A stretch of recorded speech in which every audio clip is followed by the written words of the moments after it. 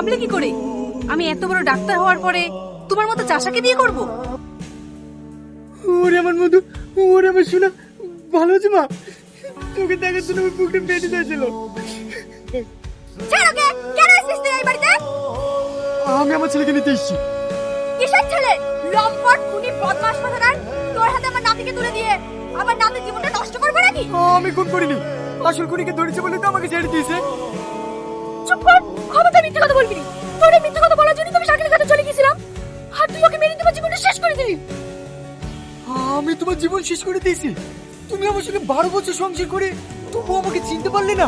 তুমি কি করে ভাবলে যে আমি একটা মানুষকে খুন করতে পারি? দেখো, আমি তোমার সঙ্গে কথা বলতে আসিনি, আমি আমার ছেলেকে নিতে এসেছি। ছাড় আমার ছেলের হাত। ভালো ভালো বলছে এখান থেকে চলে যা, নাহলে কিন্তু আমি পুলিশ ডাকতে বাধ্য হবো। আর সাথে পুলিশকে এটাও বলবো যে তুই আমার স্বামীকে মারার পর আমাকে খুন করতে এসেছিস। আর তাছাড়া আমার ছেলে তোর কাছে যাবেও না, আর ওখানে গিয়ে থাকতেও পারবে না। বাপ, ও কি বলছে? তুমি আমার কাছে থাকতে পারবে না? চলো বাবু। না, আমি যাবো না। তুমি একটা খুনি, আমি আমার মায়ের সাথে থাকবো।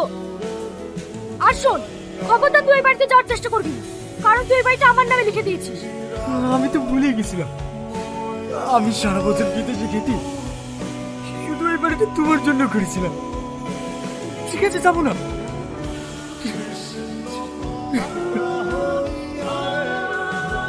আব্বা, তোমাকে শুয়ে দেবো। আপনার কি হয়েছে? কে? ইয়ার, চিনতে পারছেন না? হ্যাঁ, চিনতে পেরেছি। আপ, তুমি মুক্তি পেয়ে গেছো। হ্যাঁ, আমি সবারই কাছ থেকে মুক্তি পেয়ে গেছি। তাকে সব থেকে বেশি ভালোবাসতো। আমার মেয়ে আমাকে ঘৃণা করে, তাই আমি সব কিছু ত্যাগ করে আপনার কাছে চলে এসেছি।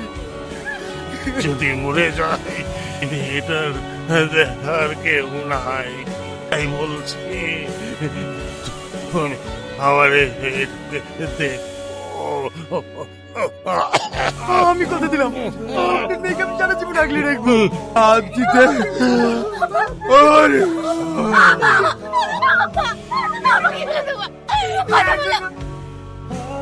কবে? কি হলো, কথা বলছো না যে? কালকে তোমাকে বলতেও কেমন লাগছে, কাল এক্সামের ফিস জমা দিতে হবে, 5,000 টাকা লাগবে। আরে পাগলি, এইসব নিয়ে কেউ চিন্তা করে? আমি কালকেই তোমাকে টাকা ম্যানেজ করে দেবো।